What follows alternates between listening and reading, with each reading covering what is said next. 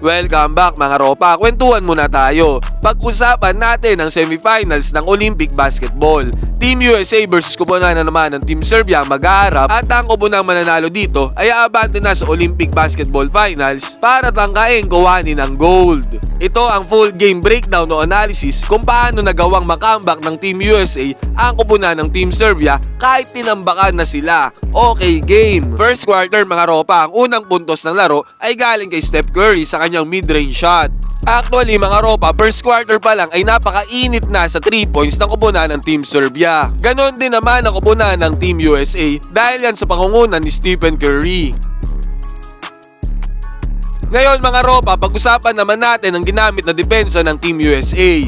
Still, man-to-man defense ang ginagamit na depensa ng Team USA. At ganun pa din, pag may nakalusot na player sa loob, hindi mawawala ang help defense ng mga nasa ilalim, katulad ng ginawa dito ni Joel Embiid. Yung mga ganyang depensa mga ropa, tamang-tama naman yan. Para laging no easy shot para sa kabilang upunan. Wala nang magagawa naiwan na si Stephen Curry kung kaya't mas okay na mag-help defense ang nasa ilalim. Ang consequence nga lang dito kung magaling mamasa ang guard, may option siyang ipasa ang bola sa cutter na mismo naman ginawa niya dito at pinasa niya kay Nikola Jokic. Basket is good. Sa first quarter mga ropa, inuulit ko, napakaraming 3 points na nagawa ng kupunan ng Serbia. Napansin ko na 3 points talaga ang naging game plan ng kupunan ng Serbia dahil alam nilang kayang-kaya nilang basagin ang depensa ng Team USA sa ibabaw. Ilang beses gumawa ng play ang kupunan ng Team Serbia kontra kay Stephen Curry sa 3-point line. Dahil alam ng Serbia na butas ng Team USA ang defense ito sa 3-point line. At lalo nilang kinakapitalize ito sa depensa ni Stephen Curry. Si Stephen Curry is not a well-known defender kahit sa NBA. Matalino ang coach ng Team Serbia sa kanyang game plan na ito.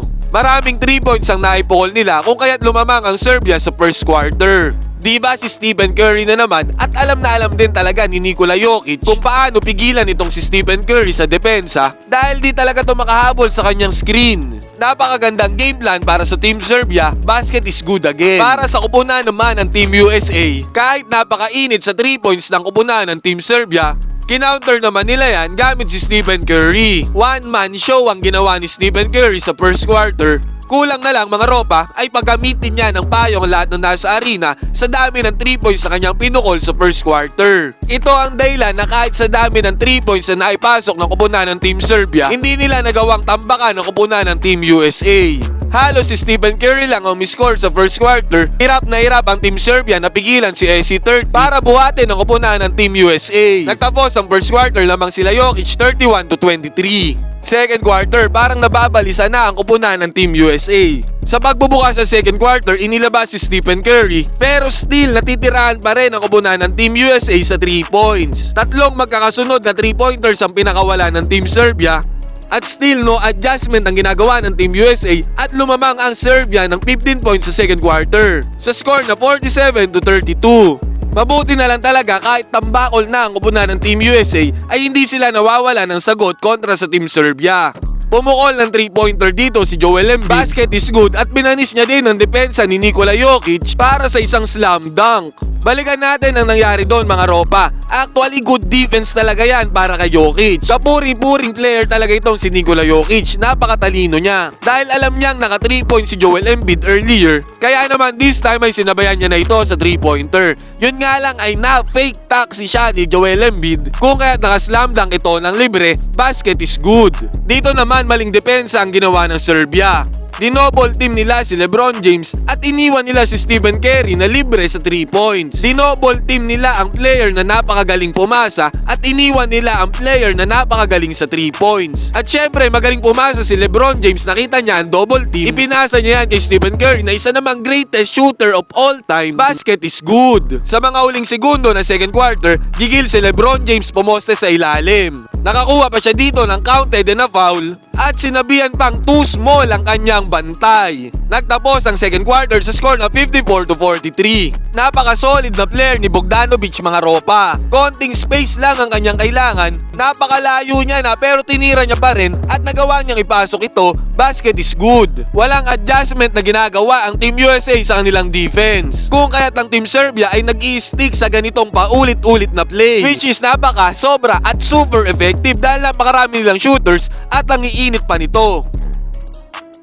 Nakakapagtaka lang talaga bakit walang ginagawang adjustment ang coach ng Team USA dahil first quarter pa lang ganito na ang ginagawa ng Team Serbia. Lalo na dito sa play na to, akala ko gumibap na ang Team USA. Sa tingin ko alam naman nila na napakainit ng mga players ng Serbia sa 3 points. Still trinipol team pa nila si Nikola Jokic dito na alam naman nilang ipapasa lang ang bola sa 3 points. Open sa 3 points sa Serbia, basket is good na naman. Sa kabilang banda, sumagot naman si Stephen Curry ng kanyang 3 points. Kahit papano nakakascore pa ang USA.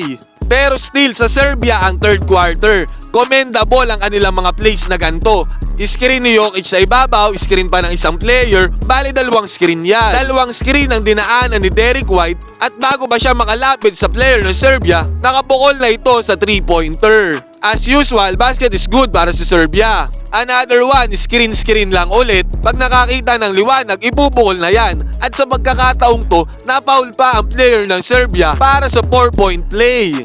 Take note mga ropa, 10 minutes per quarter lamang ang laro sa Olympics. Kung nanunood ka dito ng live kanina at Team USA ka, medyo kakabahan ka na talaga eh. Dahil coming into fourth quarter, mayroong baong 13 points sa kalamangan ng koponan ng Team Serbia. At napakainit pa nila sa 3-pointer.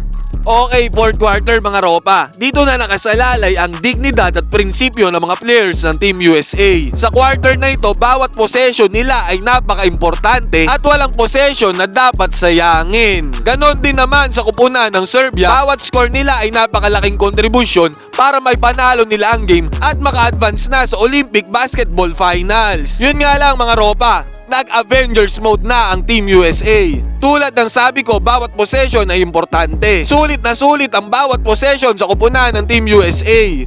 Sinusubukan pa rin sumagot ng Team Serbia, pero sa pagkakataong ito, perfect basketball ang nilalaro ng Team USA. Actually mga ropa, perfect defense at napakaganda pa rin naman ang depensa ng Team Serbia.